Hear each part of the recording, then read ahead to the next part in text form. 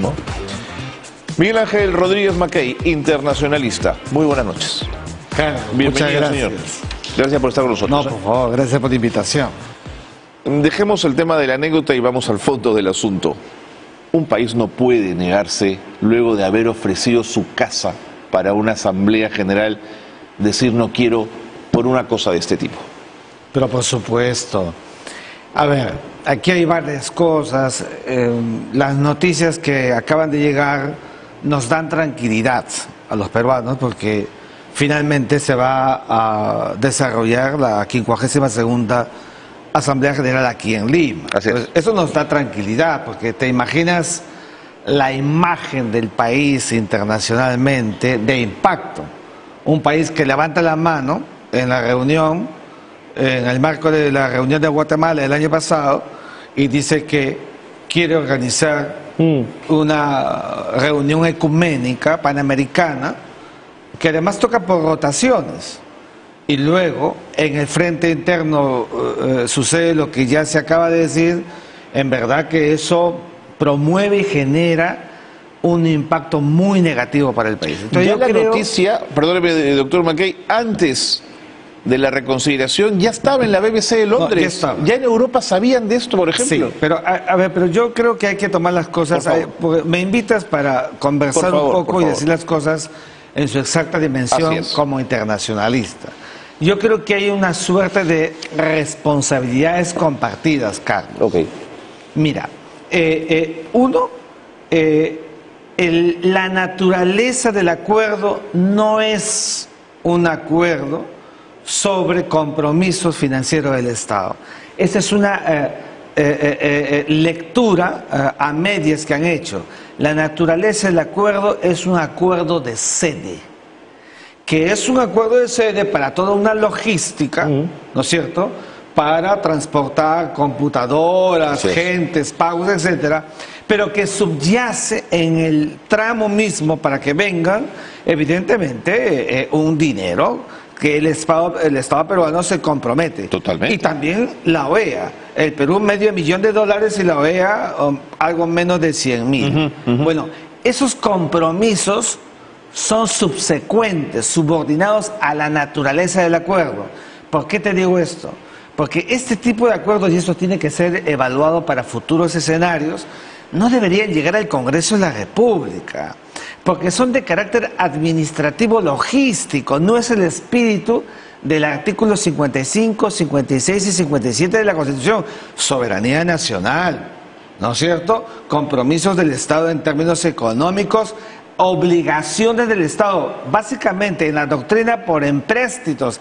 Esto no es un empréstito, esto es un arreglo que hace el Estado peruano con la OEA para que puedan venir, la OEA traiga todo su aparato funcional que es de primera, es un aparato muy eficaz y muy efectivo, y el Estado peruano coadyuva. Entonces, lo han trabajado, no solamente con Perú, con otros lados también, pero lo han trabajado en un escenario que a mi juicio no corresponde. Un acuerdo de sede. Si no te imaginas tú todos los compromisos que tienen los estados con todas las organizaciones del mundo, todas van a pasar por el Congreso, no, pues eso no existe. Entonces, esto es muy importante, que sería bueno que tomen nota para que en futuros escenarios no estemos con este tipo de divagaciones. Pero desde su perspectiva, ¿el Congreso se ha tomado atribuciones que no tiene?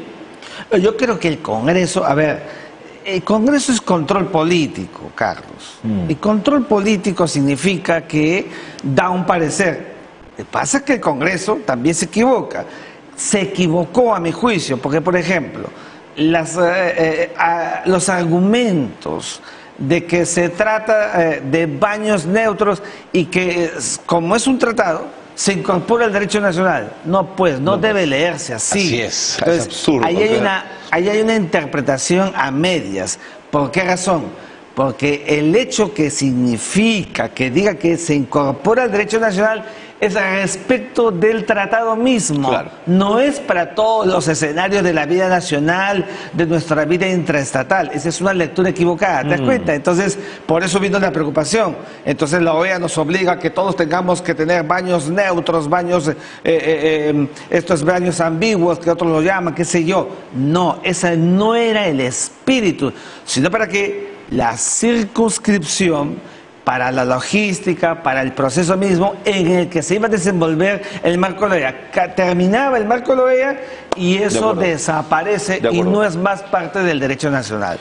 Pero, doctor Rodríguez Mackey, es un absoluto contrasentido para quienes nos ven de fuera que, por un lado, pidamos una reunión de este tipo donde el tema es este y al mismo tiempo, digamos, aparezca el Congreso diciendo que de contrabando van a infiltrar ideologías que además ni existen. Me parece que damos una imagen no solo retrógrada, sino de desarticulación, de desencuentro, que a mí me abochorna en lo personal. Yo creo que es la ausencia, Carlos, de estas compatibilidades que deben tener los poderes del Estado cuando se trata de interés nacional y asunto de Estado. Buen punto. Esto es muy importante. Buen punto. Cuando se trabaja y se mira el escenario del Estado-Nación respecto de una comunidad internacional, tenemos que aprender a cerrar filas, tenemos que aprender a trabajar un escenario único. Entonces, esto tampoco hubiera pasado si se hace con tiempo, Carlos, tenemos que decirlo. Si los operadores políticos de uno y otro lado conversan, ¿no es cierto? Este acuerdo se firma en mayo de este año. Claro. Mayo de este año, por favor. Esto fue decidido en noviembre del año pasado.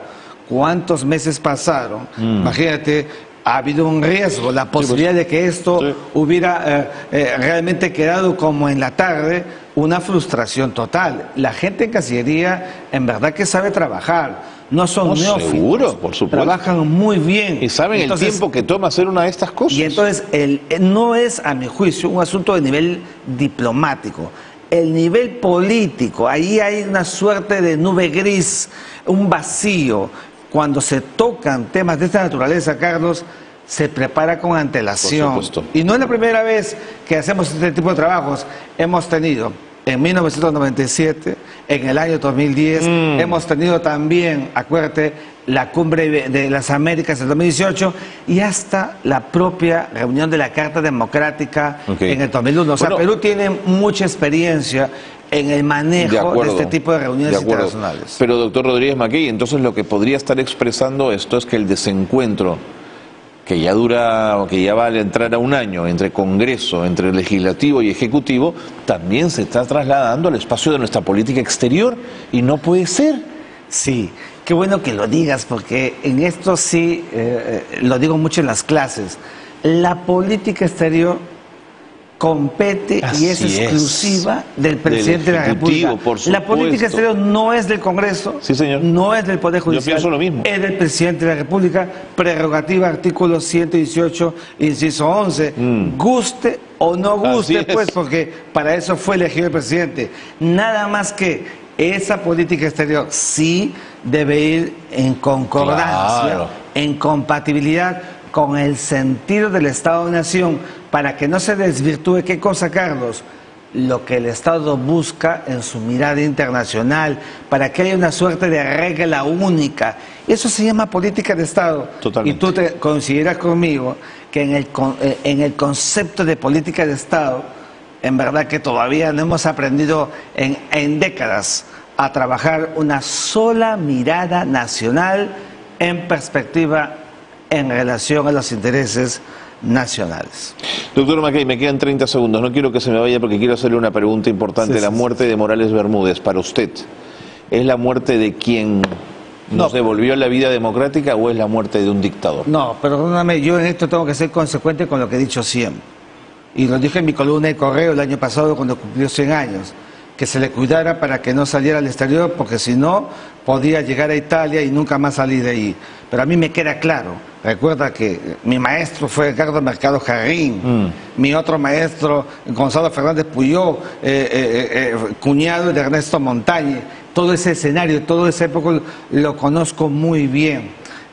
Para mí, Francisco Morales Bermúdez fue tan dictador como Velasco, pero a diferencia de Velasco fue un traidor. Yo respeto mucho a Francisco Morales Bermúdez en estos momentos para la familia y el proceso ulterior. Pero para la historia. Pero para la historia, Francisco Morales Bermúdez, en verdad, con sus colegiados, no se comportó a la altura que lo que le demandaba la historia. Él devuelve el proceso de democracia por presiones internacionales. Estaba arrinconado. Y además, un error que le costó en el tiempo, que pudo haberlo hecho. Él debió entregar, si quería un proceso ulterior con legitimaciones, entregar los medios a sus verdaderos propietarios. No lo hizo, y ya sabes tú que Fernando Belaúnde Terry, gran figura, al día siguiente de la democracia, lo entregó. Doctor Rodríguez Macay, muchas gracias por haber estado con nosotros. Siempre su opinión es muy interesante. Gracias por haber estado con nosotros. Gracias a ustedes. Pausa en el programa. Regresamos en un instante. No se vayan.